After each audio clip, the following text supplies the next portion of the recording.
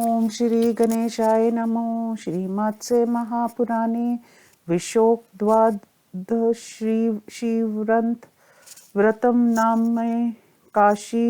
तित्मो अध्याय। विशोक द्वादशी व्रत की विधि।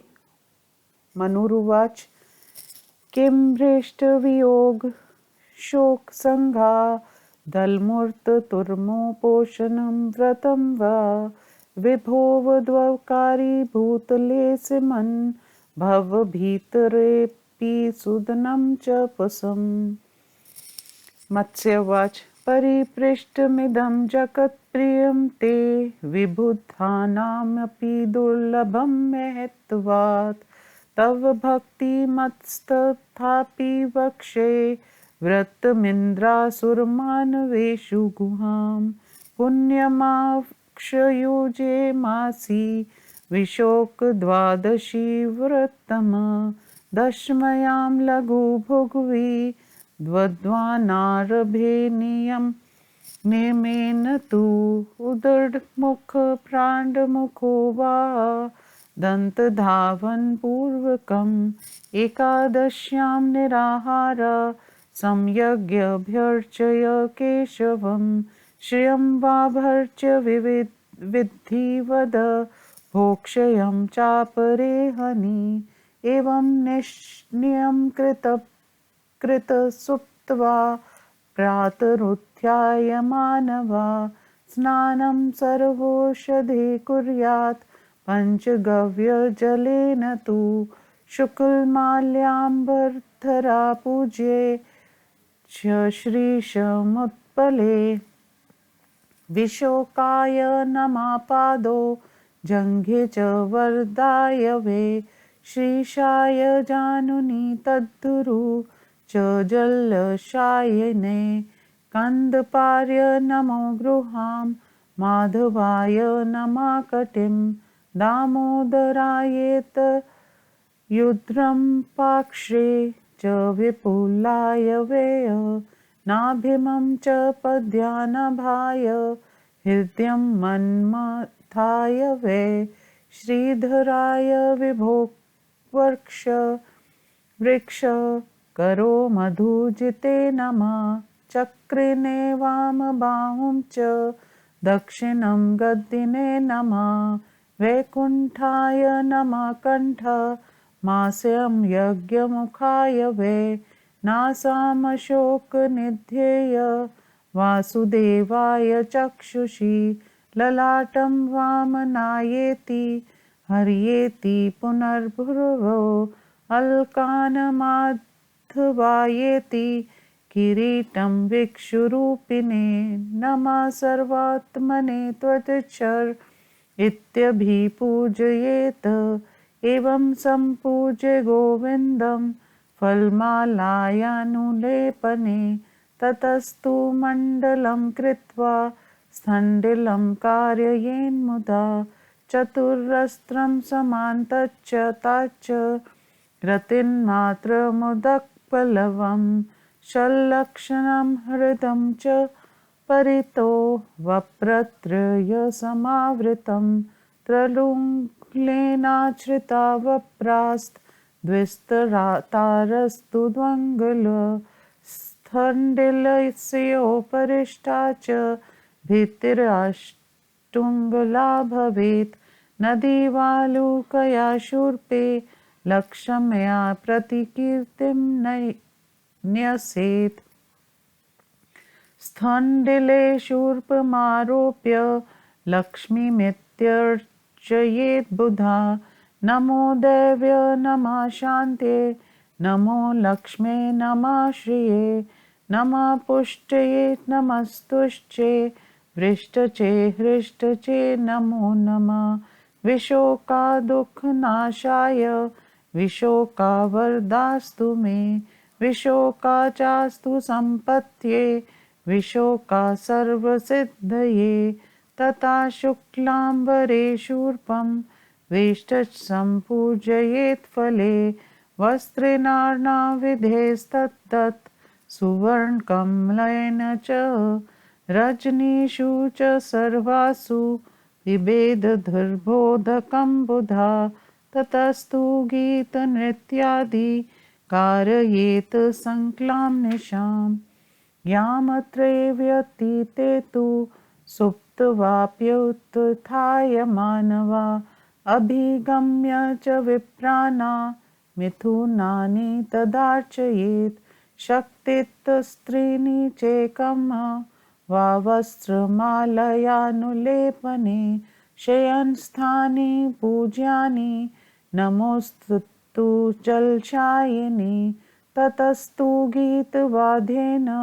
रात्रो जागरणे कृते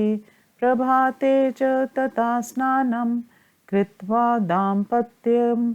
चर्येत् भोजनं च यथाशक्त्या वित्साठ च विवर्जिता भुक्त्वा श्रुत्वा पुराणानि त्वद्दिनं चातिवाहयेत् अनेन विधिना सर्वं मासि मासि समाचरेत् व्रतान्ते शयन् दध्यात् गुर्धेनु निवत्तम सोपधानक विश्रामं शास्ततार्वरन् शुभम यथा न लक्ष्मी दर्वेश देवेश त्वां परित्यज्य गच्छति तथा सुरूपतारोग्य मशोकशास्तु मे सदा यथा देवेन रहिता न लक्ष्मी जायते कच्चित् तथा विशोकतामेस्तु भक्तिरज्ञाच्च केशवे मन्त्रेणानेन शयनं गुर्धेनु संनिवृत्तं शूर्पं च लक्ष्म्या सहितं दातव्यं भूतिमिच्छता उपलं करवीरं च वानमम्लानकुङ्कुलमं केतकी सिन्धुवारं च मल्लिका गन्धपाटला कदम्बकुबञ्चकं चाति शस्तानेयतानि सर्वदा। श्रीमत्स्य महापुराणे विशोकद्वाद श्रीव्रतम नामेकाशीतितमोऽध्याय। हिंदी अनुवाद। मनु ने पूछा, भगवान, इस भूतल पर कौन ऐसा उपवास या व्रत है जो मनुष्य अभीष्ट वस्तुओं के वियोग से उत्पन्न शोक समूह से उद्धार करने में समर्थ, धन संपत्ति की वृद्धि करने वाला और संसार भय का नाशक है। मत्स्य भगवान ने कहा, राजर्षि, तुमने जिस व्रत के विषय में प्रश्न किया है, ये समस्त जगत को प्रिय तथा इतना महत्वशाली है कि देवताओं के लिए भी दुर्लभ है। यद्यपि इंद्र, असुर और मानव भी उसे नहीं जानते, तथापि तुम जैसे भक्तिमान के प्रति मैं अवश्य इसका वर्णन करूंगा। उस पुण्यप्रद व्रत का नाम विशोक द्वादशी व्रत है। विद्वान व्रती को आश्विन मास में दशमी तिथि को अल्पाहार करके नियम पूर्वक इस व्रत का आरंभ करना चाहिए। पुण्य एकादशी से के दिन व्रती मानव उत्तराभिमुख अथवा पूर्वाभिमुख बैठकर दातुन करे, फिर स्नान आदि से निवृत्त होकर निराहार रहकर भगवान केशव और लक्ष्मी की विधि पूर्वक भली भांति पूजा करे और दूसरे दिन